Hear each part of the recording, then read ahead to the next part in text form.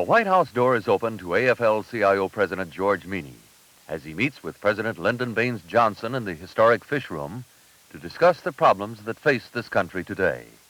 Mr. President, this film we're making this morning will be shown to officers and members of our unions throughout the country, mostly the leaders of the American trade union movement at the local level. And I want to express our appreciation, the appreciation of the membership of the AFL-CIO, for giving us this opportunity to talk to you about the many issues that we face, as well perhaps to talk a little bit about the issues we faced in the past. Things that you're interested in and things that, of course, that our members are very much interested in. For instance, the question of education, which I'm sure you're greatly interested in.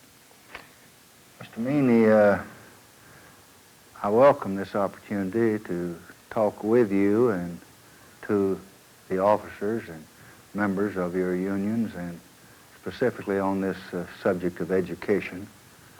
I was in Congress for 24 years, and during that time we talked about education a great deal and how important it was that we do something about it, but we did very little. We never had any overall comprehensive federal aid to education during that period. In 64 and 65, with the help of the AFL-CIO and the teachers of the country and the mothers, we promulgated a program and finally passed through Congress a massive educational measure and supplemented it with more than 20 other bills. The key bill is elementary secondary education. So as a result, today the federal government is doing more than 3 times as much in the field of education as it did 4 years ago when this administration began. Well, I think that's true. I think actually what happened in 64 and 65 was that for the first time in the history of this country, the federal government assumed that there was a federal responsibility for the education of the children of America at every level. And what we, of course, have always held as a cherished goal of America's workers, that we would see the day when every boy and girl in this country would get all of the education that he or she could assimilate, that they had the aptitude for, and that they would get this irrespective of the economic circumstances from which they sprang. That is the objective and the goal of this administration, to give every boy and girl in this country all the education that he or she can take. And through the Elementary and Secondary Education Act, through the Higher Education Act, we're taking care of the people between the first grade and the college graduates, even the graduate school graduates. But we have responsibilities even beyond that, which we're undertaking. In the Head Start program, we are getting the youngster before he gets in the first grade. And in the adult education program, we're going back and taking people who are in their 60s and some even in their 70s and giving them adult education programs and teachings. The sad thing about the world in which we live is that 4 out of every 10 people, Mr. Meany, cannot read and write. And this illiteracy and this ignorance is a terrible handicap to peace in the world, because when people are uninformed and when people are ignorant, they cannot reason and make judgments that they do if they've had the benefits of education. So not only here in our own country, but throughout the world, one of the #1 problems of our time is education and how we can get it to the masses. We have a massive program in this country. We're going to continue it. We're going to expand it. That's true, of course, that we feel that education and lack of educational literacy certainly makes a contribution toward the development of a situation where peace is not possible. So we've been in this fight for a long time.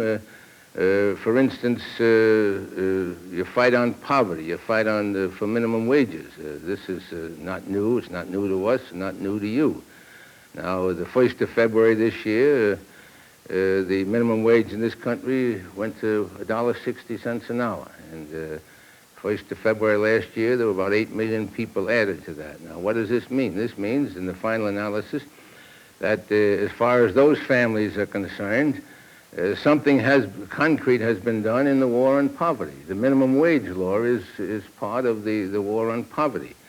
Now, I'm sure that you can recall, because you were a member of Congress back in 1938, I think it was, somewhere back there, when we passed the first minimum wage law, 25 cents an hour. You remember that. I'm sure you remember that because you voted for it. And there were people said then that this was going to bankrupt the country. This was going to be a terrible thing. Now, the final analysis, what it does, it brings more and more people into the mainstream of the American economy in the sense that they become purchasers and consumers in the marketplace. I've been through several minimum wage fights, the 25 cents an hour one, the $1 an hour one when I was leader in the Eisenhower administration, when I was majority leader of the Senate, and finally the $1.60 that we've worked on the last few years. And I'm glad that's going into effect. I think it's absolutely essential that we have some guarantees of some minimum for the people in this country. I remember when we passed the first act that we had women, mothers of children, working for 6 and 7 cents an hour in pecan shelling plants in my state. And people predicted havoc if we passed a 25-cent minimum wage, just as they do when we take any progressive step in this field. But it wasn't havoc. It was a substantial improvement for the entire nation. And I'm very happy that the Congresses of recent years have recognized the necessity for upgrading and keeping these minimums in effect. Well, all of these things are tied together, education, minimum wage, because, as you said before, people today want a better world. The thing you've done, we want a better world, and I'm sure the common people all over the world want a better world, and all these things help. The thing you've done, though, Mr. Meany, that I think is a great monument to the labor movement in this country, to your leadership, and I think to the government as well, is the health program that we have been able to enact into law in the last few years. Medicaid and Medicare and the some 20-odd supplementary health measures, because it doesn't make any difference how smart a person is. It doesn't make any difference how skilled a person is.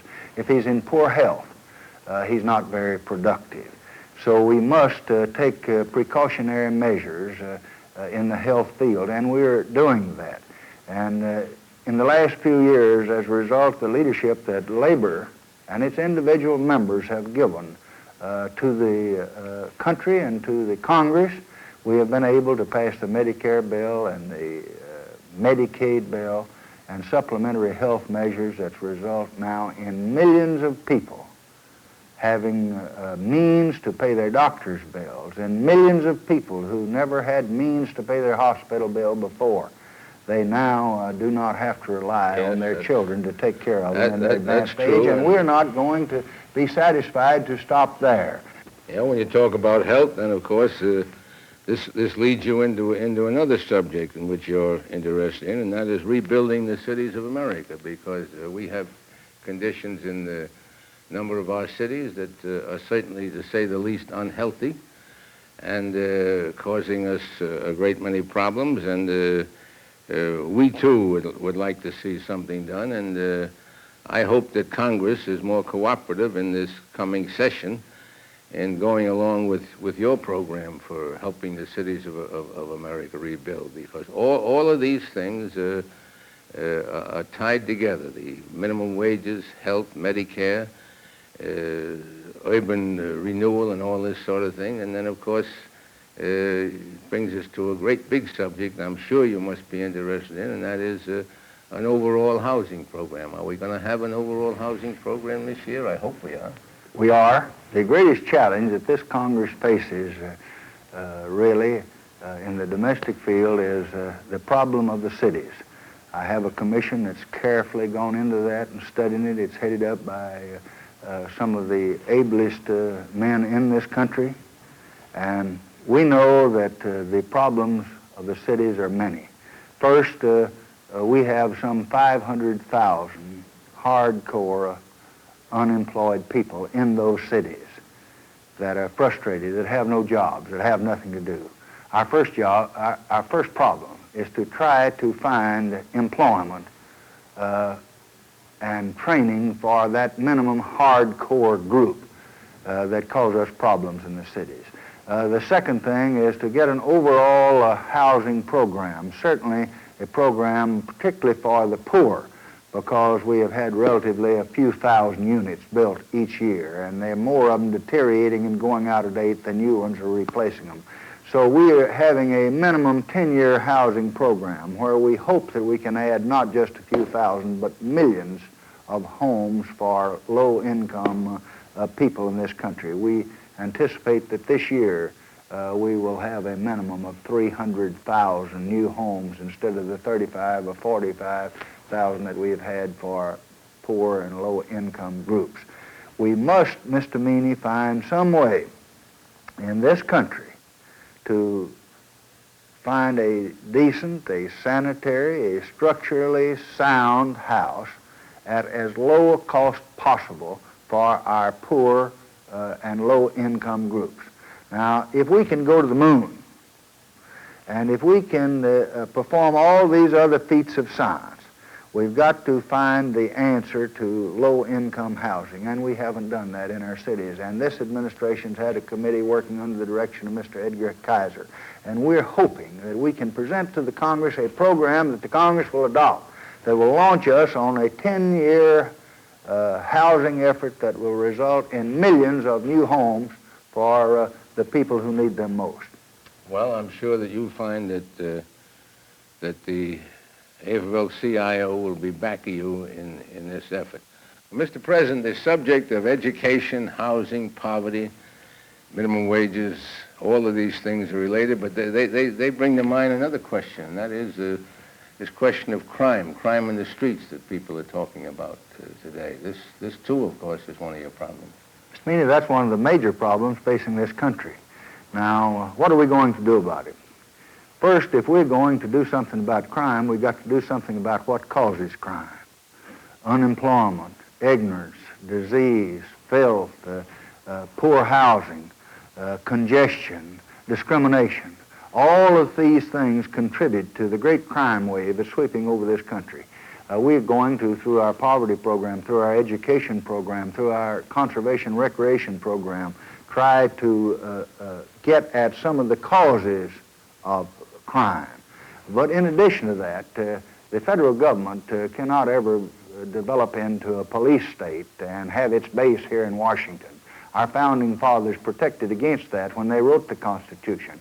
So this is a problem that begins first in the home with the parents. Someone said to me when I was home during the holidays that it would be a good thing if all parents could say, where are our children at 11 or 12 o'clock in the evening? What are they doing? Do the parents know? So the problem begins at the home. And then if the laws are violated, the law enforcement is local law enforcement. The federal government cannot pick the chief of police in a given city. The federal government can't select the sheriff. The federal government doesn't select the local judges. And law enforcement is a local matter with the local people in a local community and in the state. Now, we are doing everything we can to give the maximum amount of assistance to the cities and to the states. But as I say, it's a problem of the home, it's a problem of the local community, it's a problem of the state, and the federal government has many suggestions. It's recommended a gun control bill. It's recommended a safe streets bill. It's recommended to provide research assistance and counseling with the cities and with the states.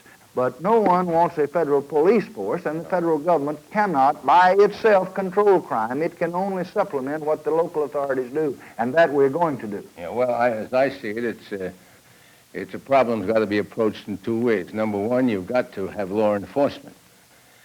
Because while we realize that it's the ghettos and the disease and the poverty that provide the atmosphere for this type of local crime, it's the people in the ghettos in most cases are the victims.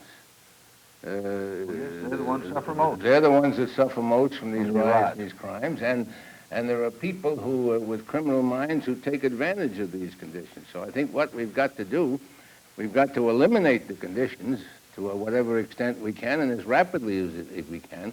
But at the same time, we've got to have respect for law, because if we don't have respect for law, we won't even be able to eliminate these conditions. I hardly agree with you, and I think one of the most important bills that the Congress will have to face up to this coming year will be the Safe Streets bill that I recommended last year, and I hope the Congress will enact this year, the gun control bill, and the other measures that will get at the cause of crime and also provide a remedy. Because just strict law enforcement might help, but it will not solve the problem. We've got to have law enforcement, and we've got to have a program to eliminate the conditions that breed crime in our city. I think that's what we've got a two-pronged approach in this. If we attack the discrimination problem, if we attack the poverty problem, if we find jobs, if we can provide decent housing, if we can help rebuild our cities, we can get at some of these causes. But the local law enforcement has got to be done at the local level. This begins in the home. This begins in local condition. We're going to help them. We can supplement them, but we must not supplant them. I agree with you completely. I'd like to bring up one other subject I think is important. Isn't it, don't you agree with us that we can do all these things and still keep our commitments to the other nations of the world, to the free people of the world? You see, we're always up against this argument that, well, we can't support the efforts of the people of South Vietnam to retain their freedom and independence, which we're committed to do. We can't do that and at the same time do all these things on the home front. We think America is big enough to do both. America is big enough to do both. It can do both, Mr. Meany, and I believe that it will do both. This argument that's used that because we are trying to protect freedom in some part of the world, we can't protect our people at home is a phony argument. It's an excuse. Now, it's true that we do have to forego some of the things, that we can't do everything at once. We can't correct the neglect of centuries in a day, but we can try, and we can make a start, and we can get on our way. And that we definitely are doing. I'm the father of 2 daughters. And when I hear this argument that we can't protect freedom in Europe or in Asia or in our own hemisphere and still meet our domestic problems, I think it's a phony argument. It's just like my saying that I can't take care of Lucy because I have Lindbergh. We have to take care of both of them, and we have to meet them head on. Here's a nation with more people employed than ever in our history.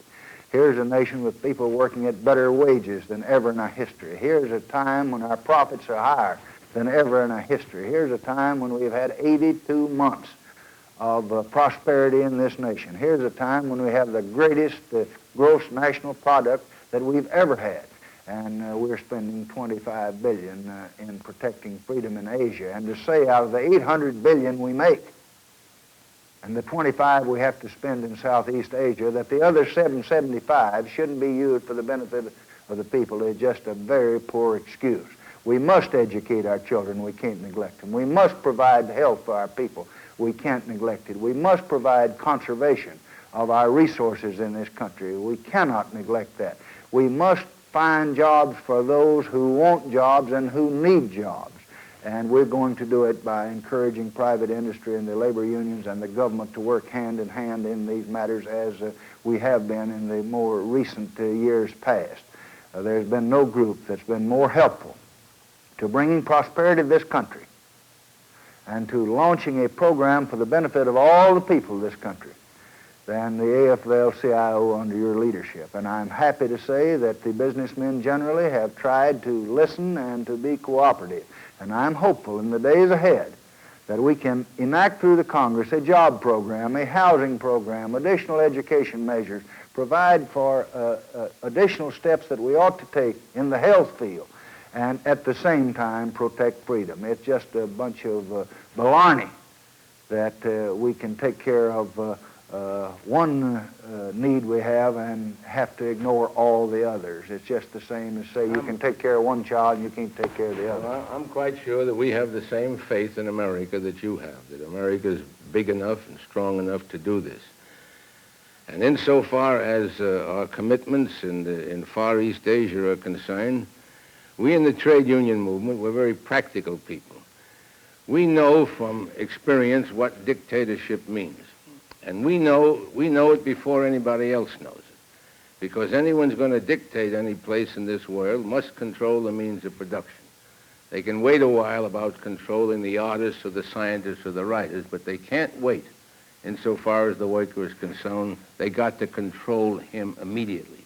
This is what Hitler done, this is what Mussolini done, and this is what Stalin done and Lenin when they came to power 50 years ago in the Soviet Union. They took control of the workers. So we're more keenly aware of what dictatorship means. And this is why we feel that you just can't stand by and see 2 or 3 million people go down the drain and hope that that's the end of it. Because we're convinced that if we step aside, if we withdraw from Vietnam, that you're not going to satisfy the appetite of these people who believe in dictatorship. They'll move down southeast, and this next thing you know, they'll be in the Philippines, and you know what that would mean to us. So we're convinced that you're on the right track. The American trade union movement, as represented by the AFL-CIO, made it crystal clear at its last convention that we support the policy in Vietnam of fighting for the freedom of those people, and that we also believe we can do that and continue the Johnson program to make this a better nation for all of the American people. Mr. Meany, our people are peace-loving people. We seek no war. We want peace in the world. But we have learned some things from participation in World War I and World War II and the Korean War and other disturbances in recent years. And that is that you cannot successfully appease an aggressor. If you run and if you hide and if you let aggression spread, the time comes when you must face up to it sooner or later. Now, we have the will for peace. We have the machinery for peace. No one in the world wants peace more than I do. I live with war 24 hours a day. I read the casualty lists every morning. But I know that until the enemy, the communist enemy, is willing to genuinely and sincerely sit down and talk about peace in good faith, that we shouldn't hold out all these illusions and all these hopes that can't be realized to our people. So the best road to peace that I know of is to remain strong and to remain firm and to stand on principle. We haven't had an appeaser president in my lifetime.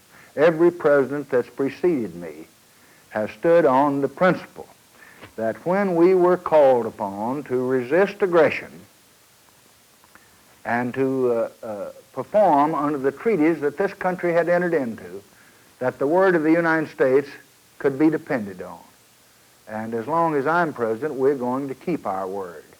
We're not going to let any of our nations who are bound to us by treaty and alliances be gobbled up by any would-be conqueror, any would-be dictator, while we stand by under an umbrella. Now, if they want to talk peace and if they'll agree to self-determination in South Vietnam, we're willing to meet them at the conference table tomorrow. We said in San Antonio, we will stop our bombing now if you will come and have a prompt discussion and a productive discussion in good faith. You can make all the proposals you want to. We'll make our proposals. We will exchange views. But they have not accepted that proposal. Now, I don't know how much farther I can go. I don't think it would be in the interest of this nation for us to stop our bombing, only to have them to continue theirs. A bomb dropped from a bicycle can kill as many people as a bomb dropped from a plane. And it's rather ridiculous for some of our people to say, you ought to stop bombing, and then when I say, well, will we have a prompt discussion? They say, we don't know. We don't have that answer. Will they have a productive discussion? Well, we don't know. Will they talk about just North Vietnam? That's what's indicated. And the problem is in South Vietnam. So we must pursue and explore the meaning of these so-called offers, so that we don't buy a pig in a poke, and so we don't repeat the errors of Panmunjom, and that we don't let the communists lead us down a road that we don't know where we're going. I think in exploring them, Mr. President, we should also take in consideration the fact that every bombing pause we've had has resulted in an immediate communist buildup that has cost American lives. So those who want us to stop the bombing and stop it without qualification, I'd like to ask them, how many American lives do we have to lose before we start bombing again in case the communists don't come to the conference table? This is the problem, and I know this is your problem. It is, and we live with it every day, and we have the professionals who have rendered great service in our foreign policy field for many years, and they are taking every word that's said and exploring it in every place they can in an attempt to find a reasonable way to get to the peace table.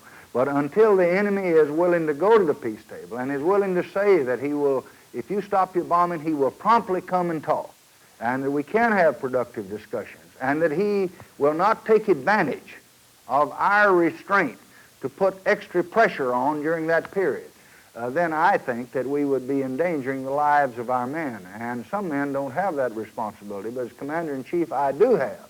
And I must take that into consideration before I make these decisions. And we're going to continue to search every day for peace, but a peace with honor. Well, I'm sure that the American people are in agreement, Mr. President. They want peace, but they want peace with honor, and they don't want peace at a sacrifice of our good word and a sacrifice of our commitments that we've made. And on behalf of the American trade union movement, I can say to you, we're with you in this effort. And I want to thank you very much for giving us this time and letting us know what's on your mind so that our members can listen in and certainly get closer to you and your problems as a result. Thank you very much. As you have just heard, the President of the United States and we share the same views on the critical issues of the day. We share as well with Lyndon Johnson the same hopes and aspirations for a better America. In a few short months, the American people will be going to the polls to decide these issues by choosing a president, a vice president, and a Congress. They will decide whether we will march forward to new legislative victories, or whether the gains we have already made and our unions which made them possible will be attacked. As I have often said before, elections are not won in Washington. They are won back home, and they are won by you, the leaders of the labor movement. So I urge you to start now. Get your registration drives underway. Collect the COPE dollars which are so necessary to the campaign. Make sure your members and their families and their neighbors know the issues, know the voting record of the candidates, know who is a friend and who is not, and get out the vote on Election Day. In a very real sense, you, the leaders of the labor movement, will decide the 1968 elections. I am confident you will do the job.